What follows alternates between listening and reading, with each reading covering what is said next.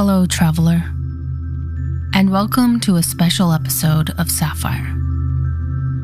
Today's episode features a healing sleep story to help you rest and rejuvenate for the journey ahead. So listen to this at night, when you're cozy and in the comfort of your bed. Safyre is a meditative fantasy podcast that will guide you through a world of self-discovery, merging storytelling with energy healing. This podcast explores a different approach to meditation. My name is Ashtyn, and I'm your guide on this journey. Headphones are optional in this episode. You can use them for an immersive audio experience, or you can play this on your speaker for an option of comfort and sleep. Last episode, we visited the offering tree, where you got to connect with other travelers, past, present, and future. Today, we're going to travel along the ocean with a long story to help you fall asleep. This podcast is created, produced, and narrated by Mar Tizak, and the music is mixed by Adam Ive. If you'd like to support the production of this podcast, visit Safyre.ca. Now take a deep breath, close your eyes, open your third, and let's begin.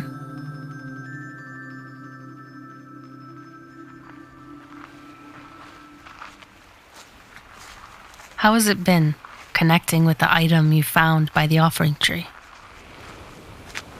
Did you get a chance to connect with the traveler who left it for you? Or maybe you've had other reflections come up. I hope you're ready for a nice rest along the ocean waters. The waves are perfect tonight, so I'm sure you will.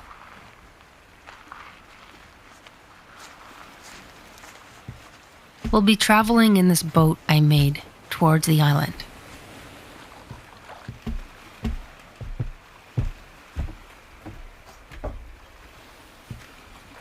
Here, I made a little bed in this boat so you can get some rest tonight as we drift through the ocean. There's a blanket for you to cover yourself with, just on the side there.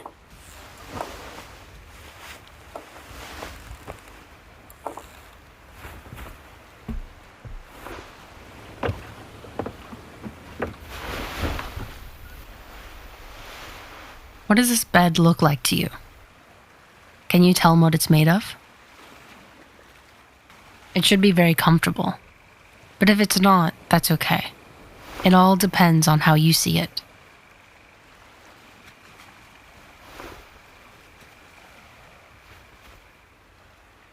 I'll be rowing us to Alacon Island tonight, so all you need to do is let yourself drift to sleep. Are you ready? All right.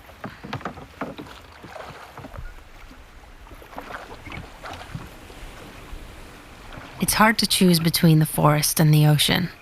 They're both very powerful in their own ways. There's something very grounding and safe about the trees in the forest. But the ocean's very nurturing and mystical. Even just listening to the sounds of the ocean can make your muscles soften. And the sky is clear, so you can watch the stars and the moon. Pay attention to the moon. What phase is it in?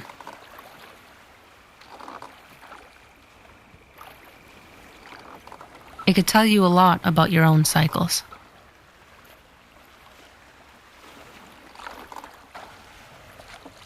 You've been through a lot so far. I'm really proud of you. And I'm glad that you keep choosing to move forward. It can be hard to move forward sometimes. But there's always so much to explore.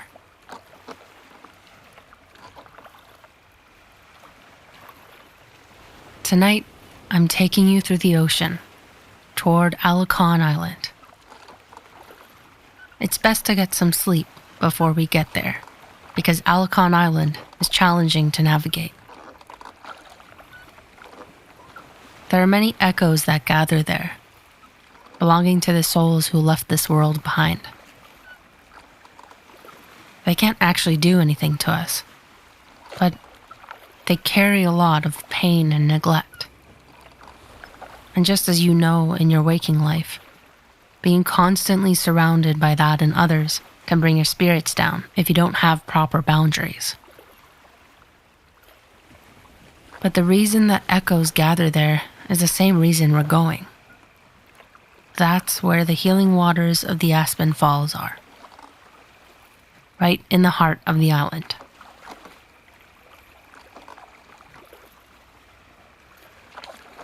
Do you remember the Cambian River? When you let go of things that were too heavy to carry? That river is connected to the Ashtyn Falls through this ocean. The baggage, the stress, and worries you left behind gets carried through the river into the ocean. This ocean's healing currents bring the baggage into Alacon Island, where the healing waters of the Ashtyn Falls are.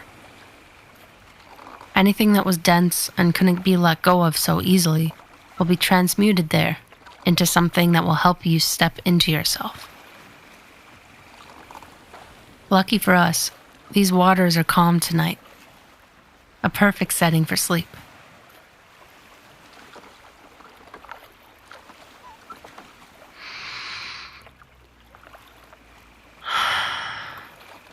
I love the feeling of the fresh ocean air. Can you taste the salt? Can you feel a light breeze on your face? Just listen to the sounds around you.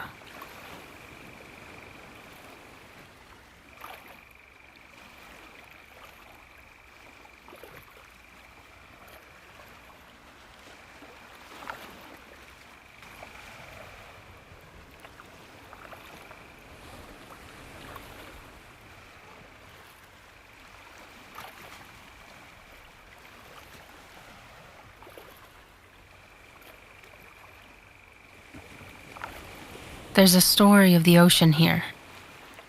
It's perfect to fall asleep to. But first, I want to make sure your body is feeling comfortable enough for sleep. I have a muscle relaxation technique that will help you let go of any extra stress in your body. You'll be surprised what needs relaxing.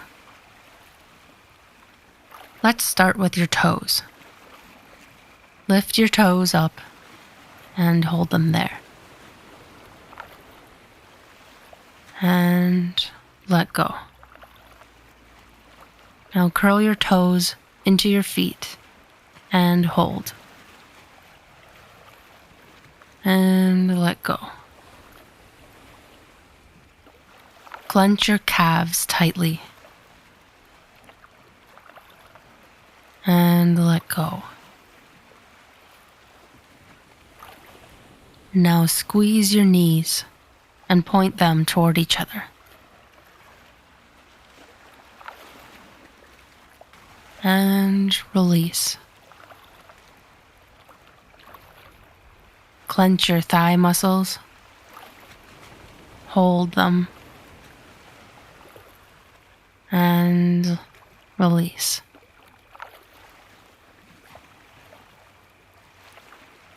Take one big, deep breath into your belly. And let it out.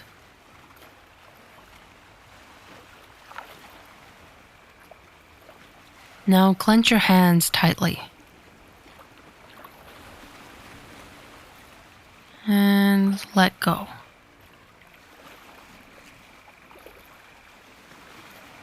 Tense your arm muscles.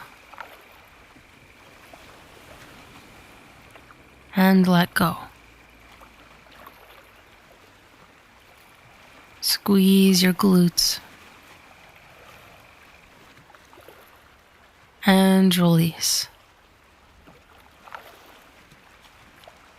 Tense your abdominal muscles and your chest.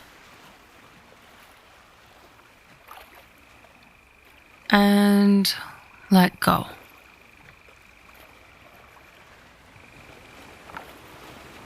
Now raise your shoulders to your ears and hold. And let go. Move your head gently from side to side, lightly stretching your neck.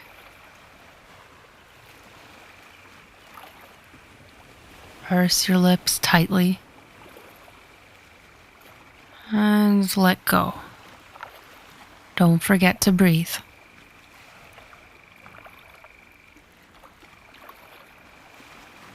Open your mouth wide, hold, and let go. And lastly, raise your eyebrows as high as you can and let go. Now gently sway your body to loosen up any remaining tension.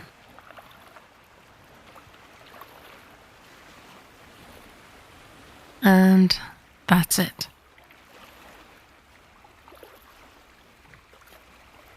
Notice how your body feels now. Do you feel lighter? Heavier? More at ease? It's okay if you don't. Now soften your focus and let your mind wander. Maybe your attention follows the sounds of the ocean. Maybe it joins your breath as it moves through your body. Or it could observe any lingering thoughts from the day. Whatever it is, let your mind be free.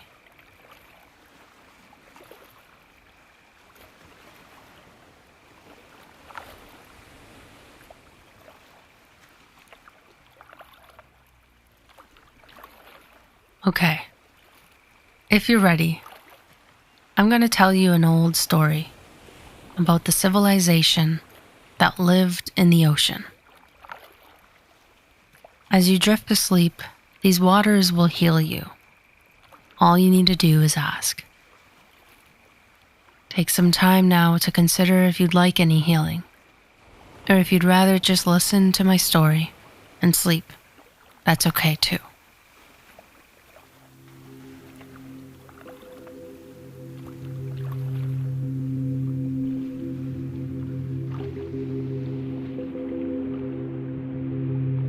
In Safyre, the 4 elements of water, fire, earth, and air play a big role in keeping our spirits lifted. But there are some who gravitate much more to one of these elements than the others. They're known as the elementalists. They are spirits whose abilities become enhanced by the elements and what they represent. Water being the embodiment of intuition, emotions, creativity, and healing. Fire embodies ideas, passions, instincts, and action. Earth embodies stability, nourishment, abundance, and the physical. And air embodies knowledge, perception, communication, and imagination. For elementalists, much of their life consists of finding those who understand their strong connection to one of the elements. They often live life in a place that reflects this. I've personally never met an elementalist because they're not very open to leaving their hometowns. This story follows a young soul who did, and because of that, we have the healing waters on the island. His name was Micah, and he lived among the air elementalists up in the sky, far above the clouds. Micah's spirit lived many lives that tested the nature of his logic and insight, so it was no surprise that he incarnated here with the air elementalists. He loved to learn about the nature of Safyre and those who visited as well. But for some reason, he felt like something was missing. When he visited the Temple of the Seven Wisdoms in the Mora Forest, he discovered his ability of song. Being naturally soft-spoken, hearing his real voice for the first time caught him by surprise. When he sang, the entire forest could feel it. Birds were chiming along in the branches of old cedar trees that rustled their leaves to his melody. Micah never felt the rhythm of the world around him until he began to sing. He could feel the heartbeat of the land move up through the soles of his feet and the whispers of the winds that carried his cluttered thoughts away.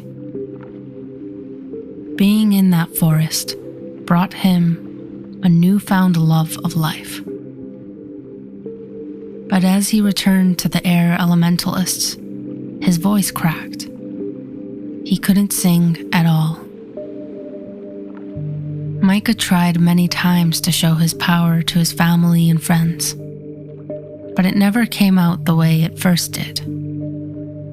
They thought he was lying because they had all found their abilities so quickly and never had issues showing them off or stepping into their power like he was.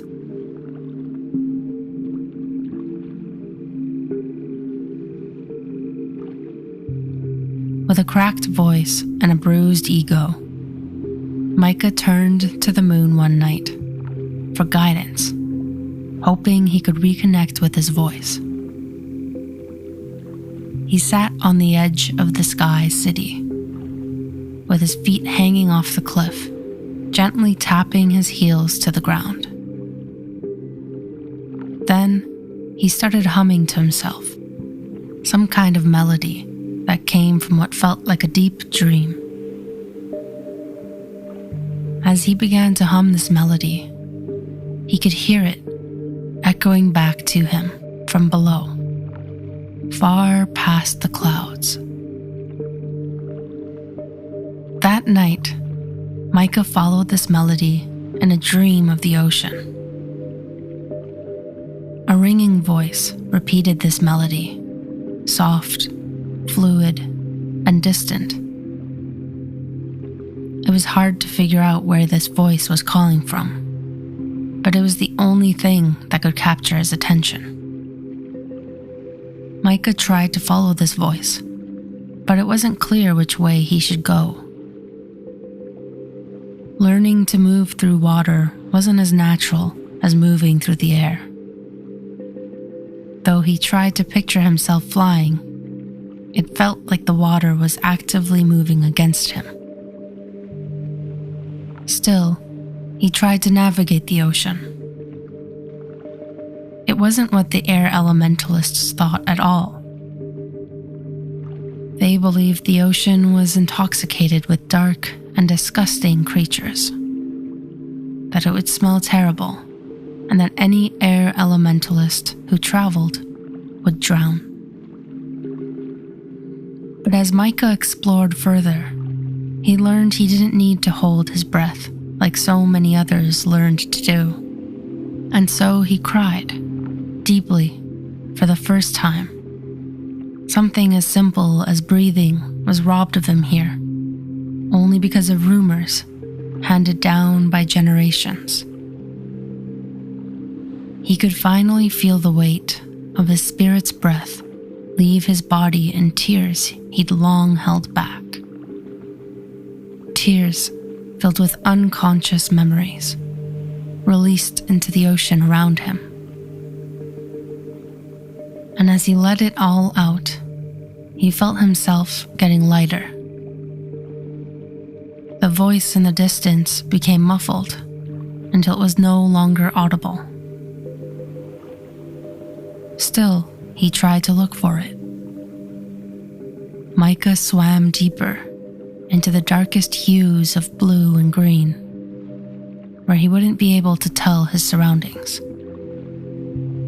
All he knew was that he had to find this muffled voice. As he swam further, grazing long strings of seaweed and bull kelp along the way, he started to lose motivation. It was dark and uncertain, and he started to get nervous, wondering why he tried so hard to find this voice. Was it luring him away on purpose? Was this a trick that water elementalists did? Was his family right about them all along? Either way, it was too late to go back, and even now, it didn't seem like the better option. Deep down, he felt this voice calling him in. So he began to hum again, to comfort himself. He hummed the melody that kept playing from the back of his mind. He could feel his vocal cords stretching and strengthening, moving the sounds through his body.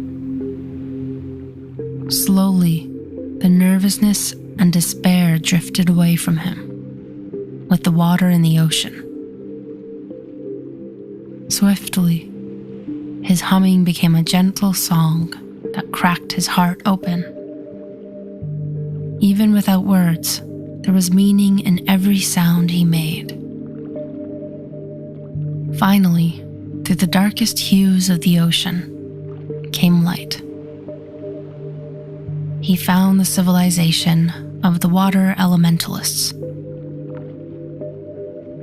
The entire town was built in the form of a circle, with big, flat stones plating the ground for houses and shops to stand on.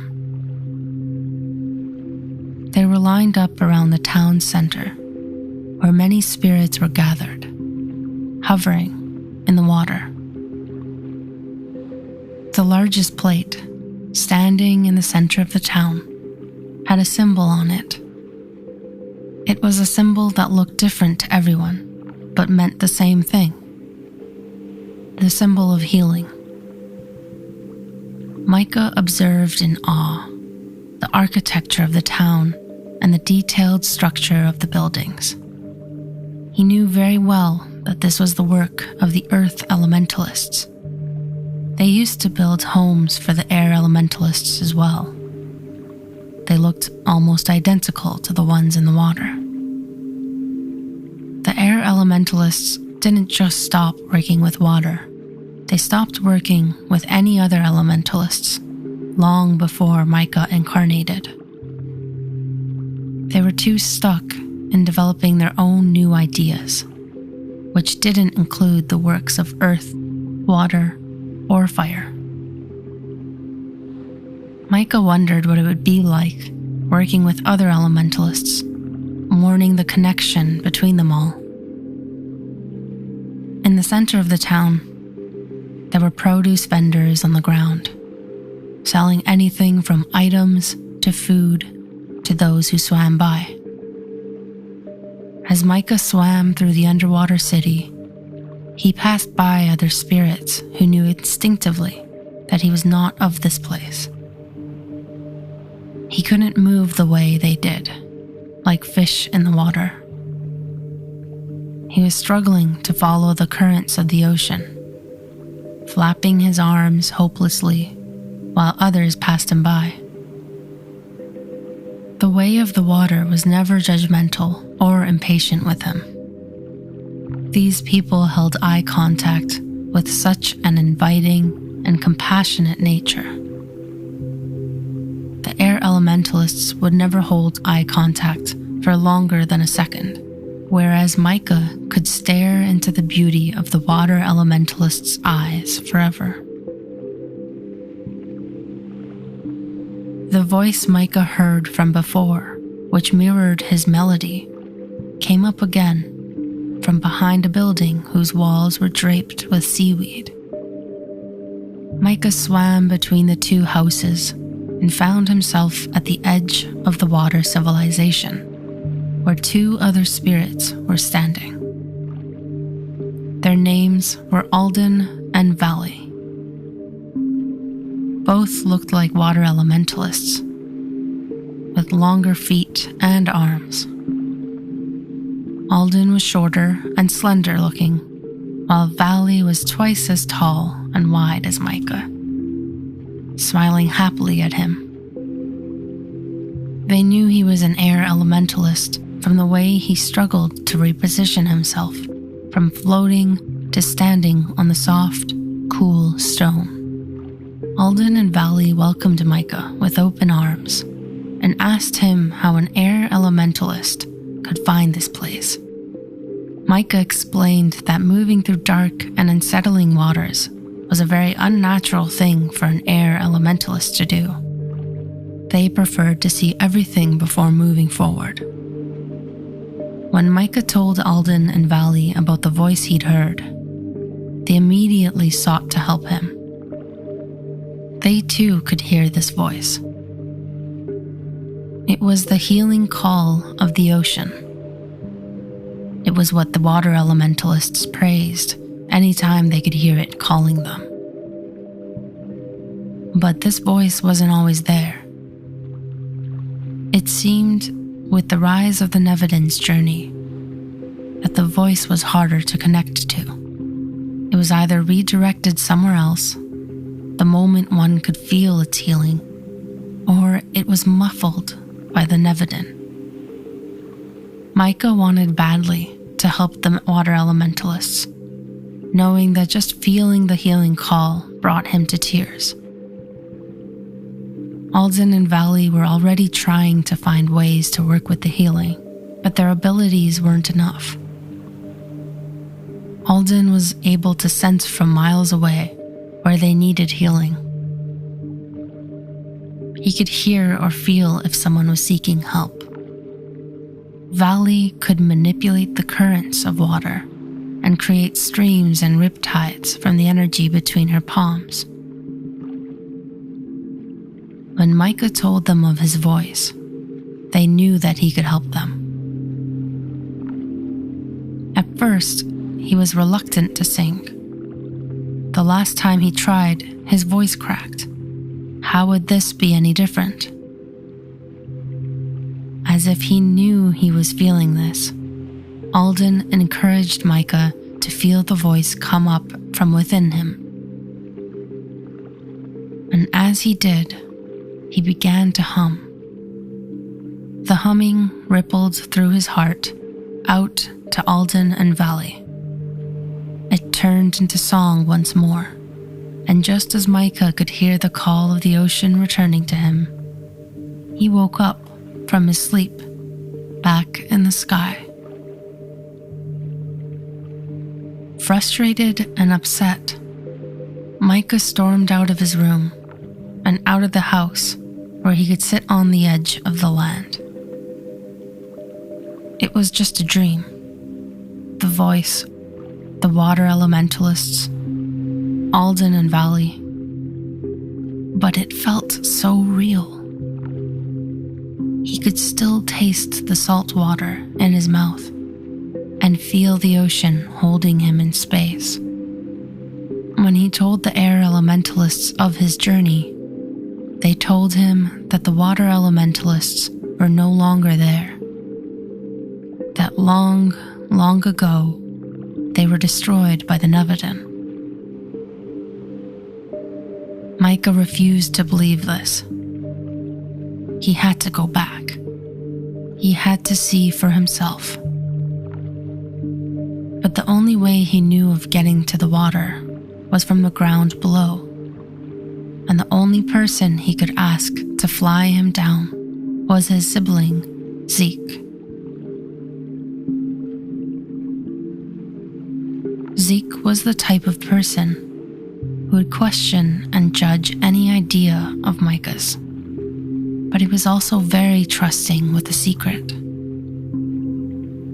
So when Micah asked Zeke to bring him to the ground without question, he agreed.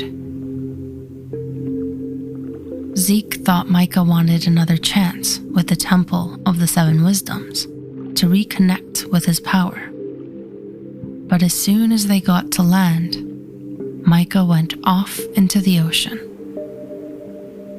He ignored Zeke's calls of worry and fear and dove deep, breathing in the energy of the ocean as soon as he did. Even if he found nothing in his awakened state, he was happy that he could still breathe underwater. Zeke did not follow him, and though he'd hoped maybe his brother could see this place, he knew Zeke wasn't ready to challenge the beliefs the air elementalists had of the water. Maybe one day he would let the weight of his spirit's breath leave his body too. As Micah carried deeper into the ocean, he was relieved to find the underwater city once again, but only for a split second until he realized it wasn't the same. The soft, stone-plated ground had been cracked open right down the center. The healing symbol was replaced by a gaping hole. The town itself looked deserted. Micah reluctantly floated around, searching for his friends. They had to be there. As he reached the hole in the center of the city, all he could see was a faint red glow from the very bottom. Anxious, he backed away from it and tried searching through the town again. He revisited the spot where he first found Alden and Valley, but they weren't there anymore. Micah was uncertain of what to do, but he knew that if he could stand strong on his own, that something would soon become clearer to him. So he swam back to the hole in the ground and pulled from a place of confidence and purpose that he was supposed to be here. He hummed the melody he knew so well now, feeling it in his body, calling in the love he felt when he first looked into the eyes of the strangers swimming by. And that's when he heard the call of the ocean once more, coming from deep beneath the surface. The red glow soon turned to a soft magenta and began to raise up, emanating that same voice. As the call of the ocean found Micah, he opened his heart again, and the magenta-colored light wrapped him in a warm, gentle embrace. He continued to sing and sing again, until one by one, the people of the ocean emerged from their homes and circled him. They all knew the song, and neither of them heard it for a long, long time. Everyone joined in and sang in harmony with the glow that grew bigger and bigger all around them. Emerging from the crowd were Alden and Valley, excited to find Micah once more. They were much older, having aged just as everyone else did. But the healing brought youth into their eyes again. Alden and Valley remembered Micah and discussed that they have been waiting for him to join them all this time, that his voice could create a path for the call of the ocean to travel. Together, Micah, Alden, and Valley created what we now know as the Healing Waters system. Micah and Valley combined their abilities to bring structure to the healing call, and Alden would bring direction to it.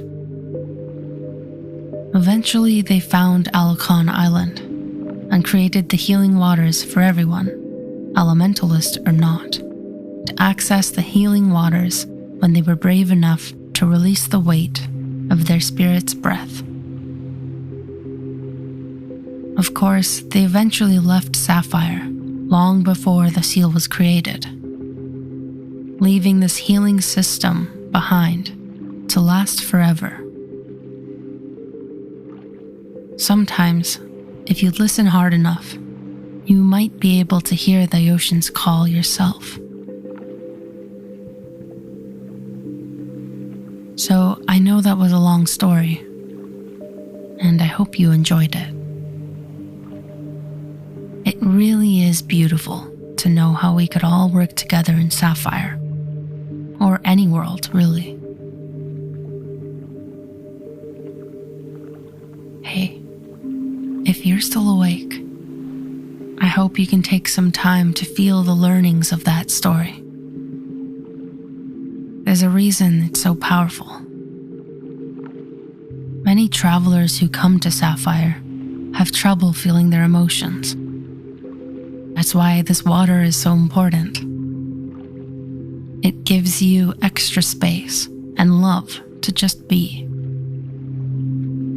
If you are asleep, I'm wishing you the best, most relaxing sleep you can have. Maybe your dream is taking you into the ocean as we speak. Or maybe you're exploring something else right now.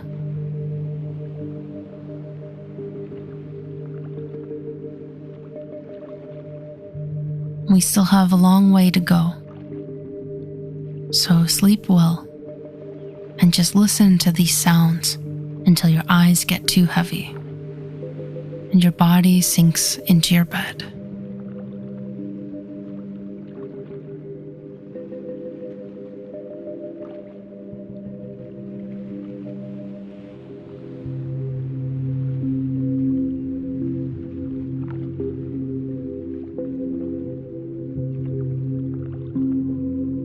And it's always nice to feel the weight of the spirit's breath fall away.